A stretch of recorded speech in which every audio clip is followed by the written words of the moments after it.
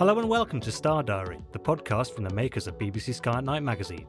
You can subscribe to the digital edition of the magazine by visiting iTunes, Google Play or Apple News, or to the print edition by visiting skyatnightmagazine.com. Greetings listeners, and welcome to Star Diary, a weekly guide to the best things to see in the Northern Hemisphere's night sky.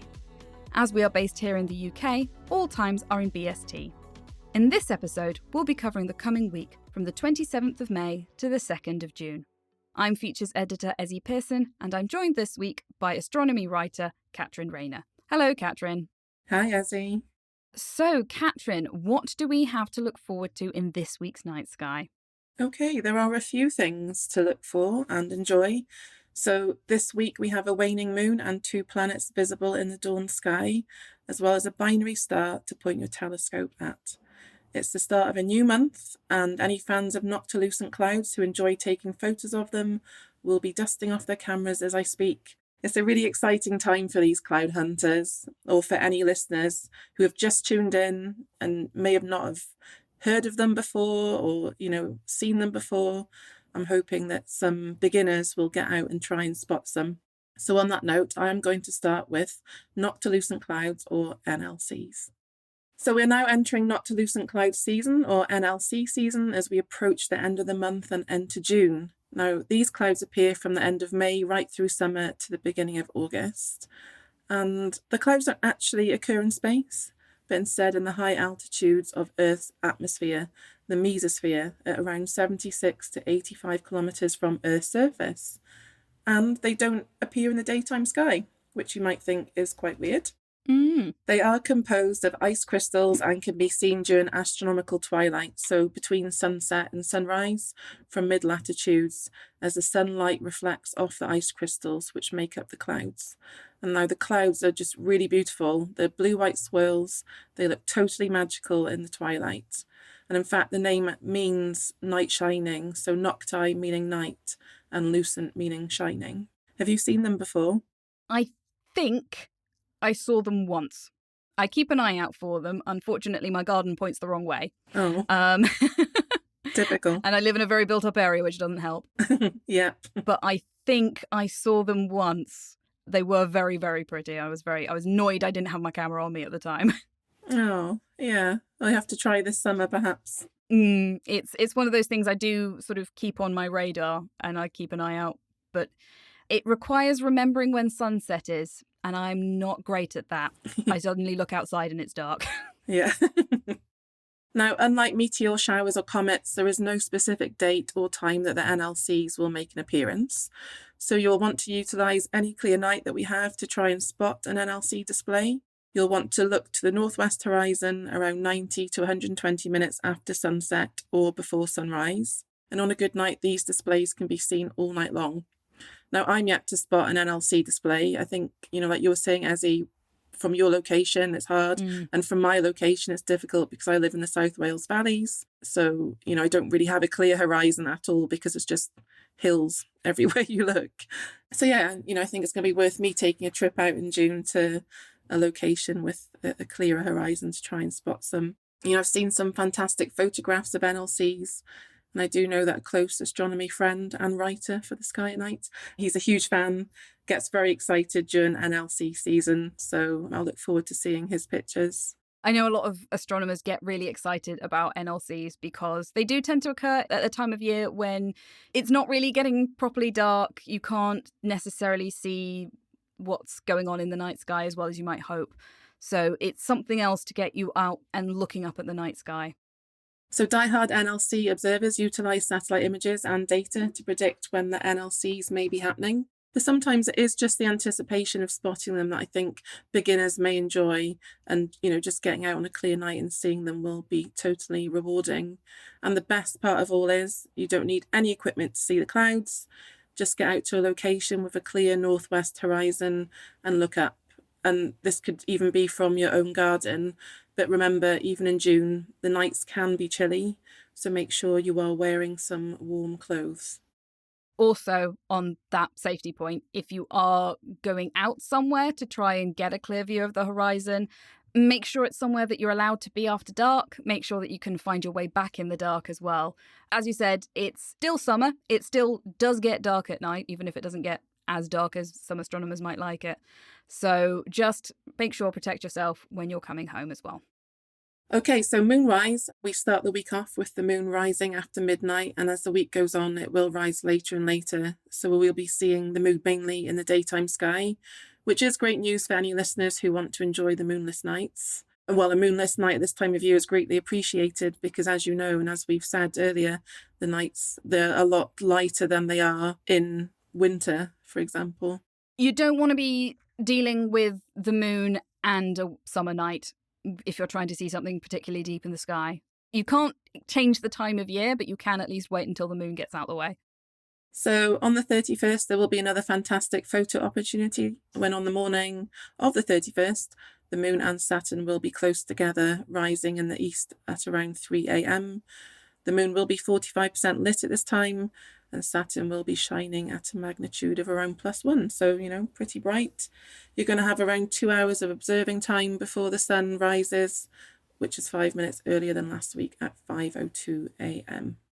Solar system-wise, Mars and Saturn are in the morning sky all of this week. Mars will rise around an hour and 40 minutes before the sun at 3:30 a.m, low in the eastern horizon, while Saturn will have risen around 2:45 a.m. And if you want to view Mars a bit later on in the dawn sky, remember, never use your binoculars or any optical aids to look at the sun, so view with caution. And we do mention that quite a lot. When the sun is in the sky close to a planet, just be careful. We do keep saying it every time it comes up, and we will keep saying it because it is very, very important. We don't want anybody to hurt their eyes, because then you wouldn't be able to see all the wonderful things coming up in the night sky. So protect them and make sure that you're being careful of where the sun is. So Comet C 2023 A3 Shushanshan Atlas has now moved out of the bowl of Virgo and is slowly making its way towards Leo, the lion, located in the southwestern sky. And on the 1st of June, the comet will be shining at a magnitude of around +9. So again, nowhere near naked eye visibility, but it can be picked up in small telescopes. And if you have a digital camera with a long lens, have a go at photographing it. And for any budding astrophotographers, this would be a great time to start snapping the comet over the coming weeks and months. Maybe creating a montage over time to show how it brightens and changes in appearance.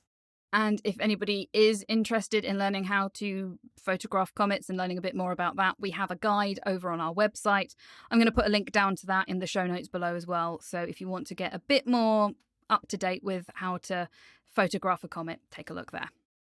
So as we approach the end of May, now is a good time to focus your gaze on the constellation of Boötes, or Bootes, the herdsman. So Boötes features the fourth brightest star in the night sky, Arcturus.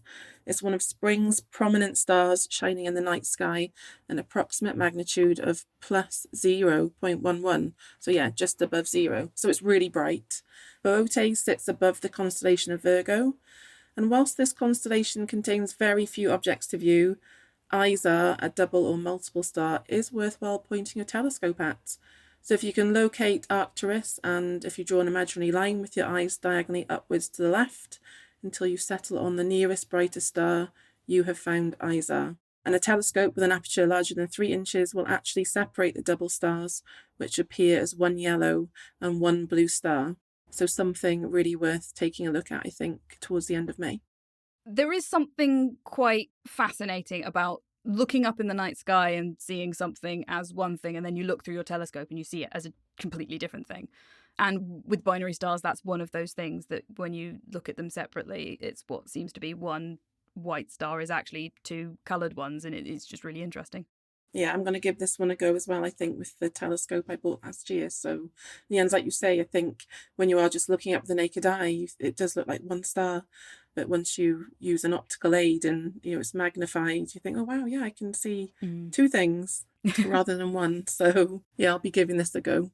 And there are some systems out there that actually have multiple stars, more than 2. Finding 3 is quite common, but there's been 2 systems that have 7 stars within them, all stably balanced together. And those are AI Cassiopeae and Nu Scorpii. So those two star systems have actually made up of 7 different stars all orbiting around each other. Thank you very much for taking us through all of those, Katrin. And if you at home would like to get even more stargazing highlights, please do subscribe to the podcast, and we'll be back here next week with even more highlights. So to summarise this week again, though, we start with taking a look at Noctilucent cloud season, which will be kicking off from late May throughout June, and will carry on right through the summer until the beginning of August. There's no specific time or date when you can see these. You'll want to make the most of any clear evenings that you can to get out and try and spot them over the northwestern horizon. They'll appear about 90 to 120 minutes after sunset or before sunrise, so that's when you want to be looking for those. In terms of what's going on in the solar system, in the morning of the 31st, we have the Moon and Saturn, which will be close together and rising in the east at around 3 a.m. Mars and Saturn are in the morning sky all this week. They'll be visible low above the eastern horizon. You will need an unobstructed view to be able to see those. They are quite low. Comet C 2023 A3 Susin-Shan Atlas has now moved out of the bowl of Virgo and is slowly making its way towards Leo the Lion, which is located in the southwestern sky. It is still quite faint, so you'll need a large or small telescope to be able to see that comet. And finally, if you point your telescope at the double star Isar in Bootes, then you will be able to see that it is actually 2 stars, 1 yellow and 1 blue star, orbiting around each other. So lots of really fascinating things to see in the night sky this week, and hopefully we'll see you back here next week for even more. Goodbye. If you want to find out even more spectacular sights that will be gracing the night sky this month, be sure to pick up a copy of BBC Sky at Night magazine, where we have a 16-page pull-out sky guide with a full overview of everything worth looking up for throughout the whole month. Whether you like to look at the moon, the planets, or the deep sky, whether you use binoculars, telescopes, or neither, our sky guide has got you covered, with detailed star charts to help you track your way across the night sky. From all of us here at BBC Sky at Night magazine, goodbye.